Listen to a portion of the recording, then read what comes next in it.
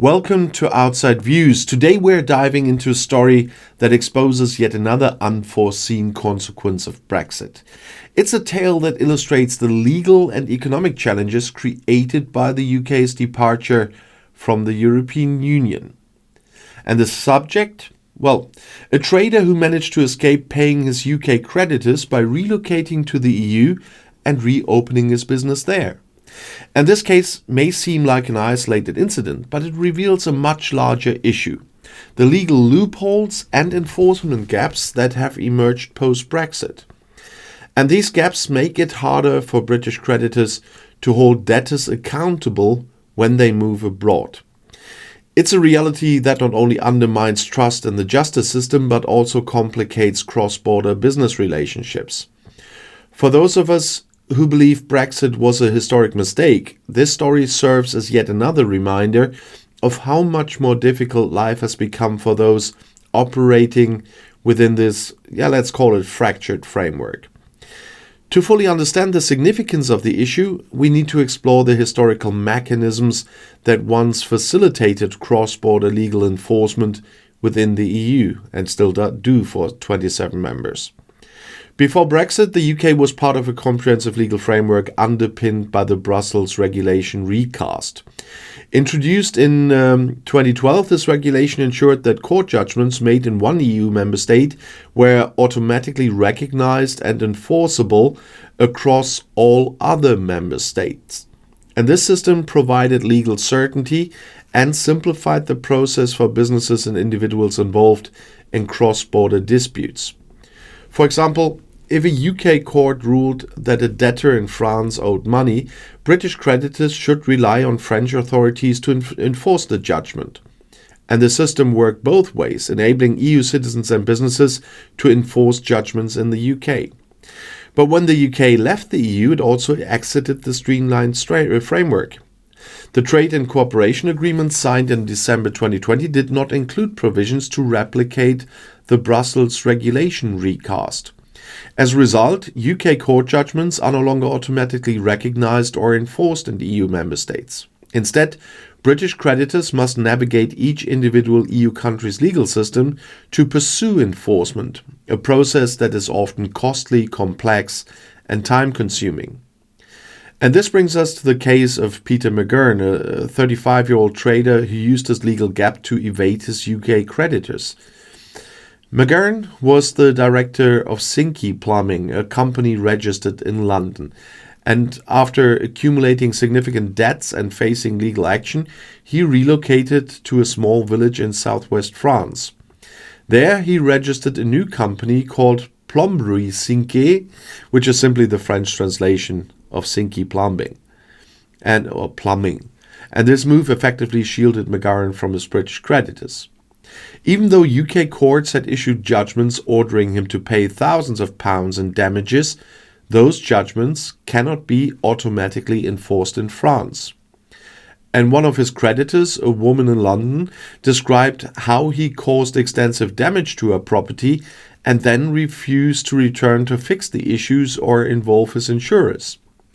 She pursued legal action and obtained a county court judgment against him, but her efforts to recover the money have been frustrated by his move to France. And the sheriffs won't be coming in this case. Love the series, by the way. This is where Brexit's impact becomes most apparent. And had the UK still been part of the EU, French authorities could have enforced the judgment with relative ease. But now creditors must start new legal proceedings under French law to enforce UK court judgments. That's a significant barrier for small businesses and individuals with limited resources. And his situation is further complicated by his Irish citizenship, which he inherited through his mother. This grants him the right to live and work freely within the EU, making it even harder for UK authorities to hold him accountable. French authorities have confirmed that Plomberie Sinky is legally registered in France and that there is no record of McGurn's UK debts or legal troubles. And for UK creditors, this creates a sense of injustice and helplessness. And even though his actions shutting down a debt-ridden UK company while reopening it in the EU appear morally questionable, Pursuing him through French legal channel is far more difficult than it would have been pre-Brexit. And his case is not an isolated incident.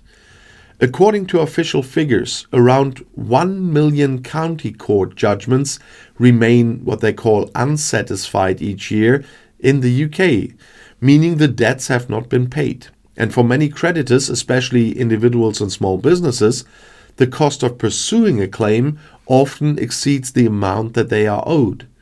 And this raises broader questions about the effectiveness of the UK's small claim system and the long-term impact of Brexit on access to justice. And this legal gap created by Brexit has effectively created opportunities for individuals and businesses to exploit the system. By relocating to the EU, they can avoid UK creditors while continuing to operate their businesses abroad. For creditors, this situation is deeply frustrating. Many feel that the current system enables bad actors to evade responsibility, leaving honest businesses and individuals to bear the financial burden. So, what can be done to address this issue? One potential solution would be for the UK and the EU to negotiate a new agreement on legal enforcement. Such an agreement could replicate the principles of the Brussels regulation recast, allowing judgments to be recognized and enforced across borders. However, this would require significant political will and trust on both sides, something that remains elusive in the current post-Brexit climate. Another option is for UK creditors to adapt by using international debt recovery agencies or seeking legal advice on navigating EU legal systems.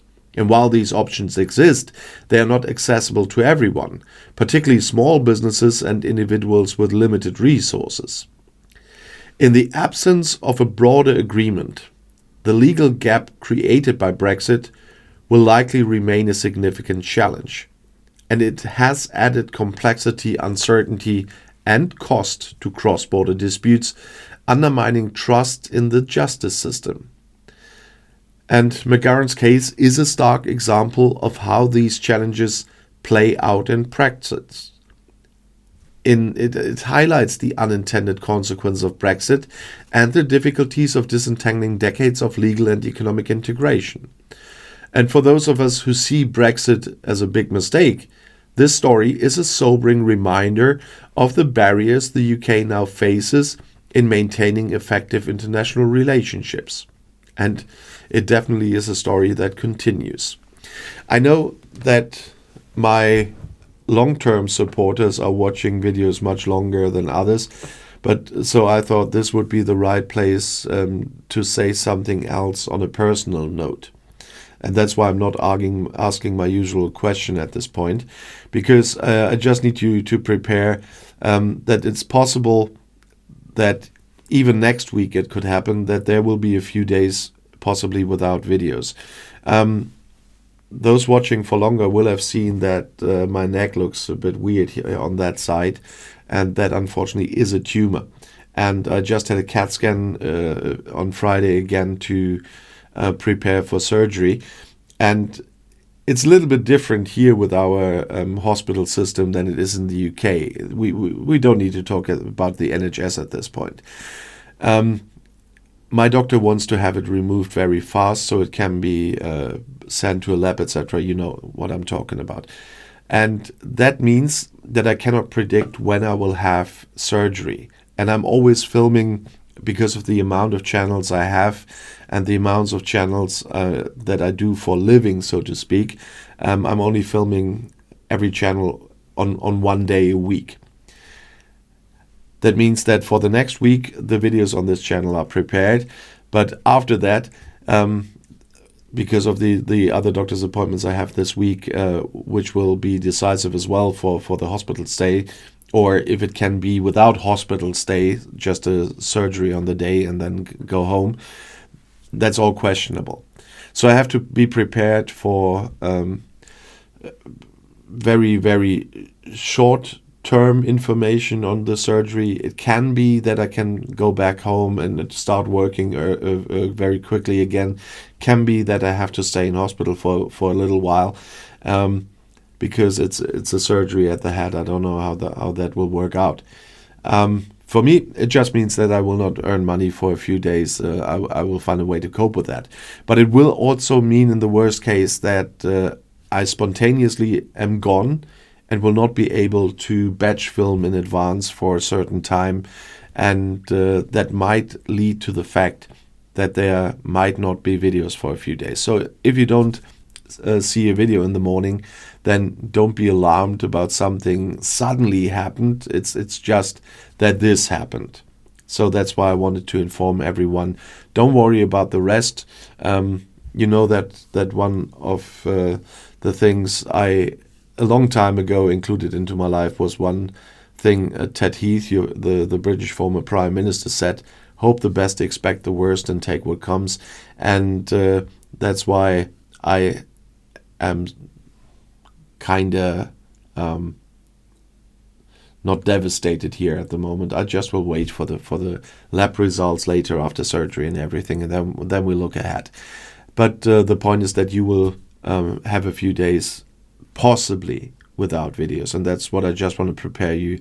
I didn't have an accident or whatever when that happens. It's just that if that's the case and that happened, I spontaneously had to go to hospital and had that surgery because they made it possible on a short notice and to get that done.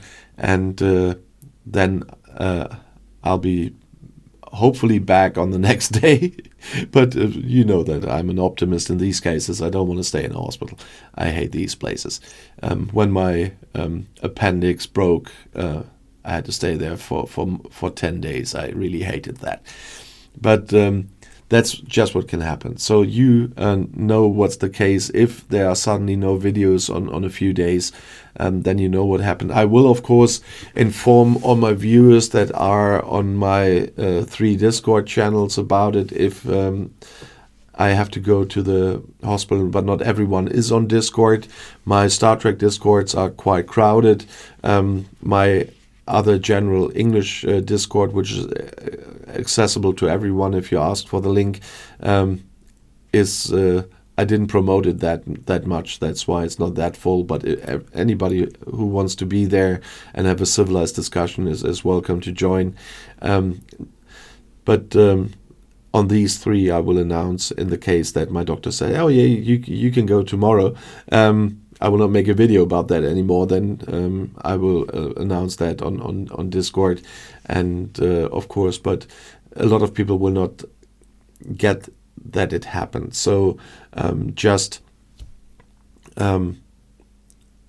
if somebody's asking why there's no video, whatever, just please answer that in the comments if you see that. But that was just purely informational, that you know about the possible missing videos, what happened, and don't worry about anything. We'll take what comes. And I still want to say, if you want to see another video right now, because there are a lot of videos on this channel, the next one YouTube has chosen for you is right here in the end screen.